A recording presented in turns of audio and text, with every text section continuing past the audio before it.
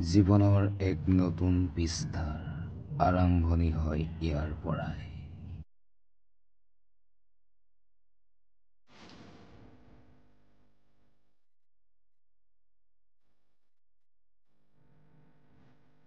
প্ৰেমৰ আৰম্ভণি কেৱল সৃষ্টিৰ বাবেই নহয়, প্ৰেমৰ আৰম্ভণি হয় ধ্বংসৰ বাবেই।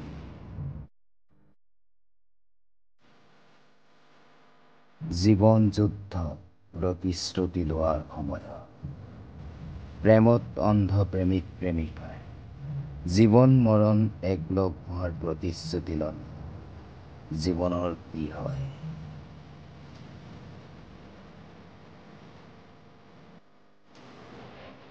এয়া এক কেৱল কাহিনী নহয়, এয়া এই পৃথিৱীৰ এক বাস্তৱতা।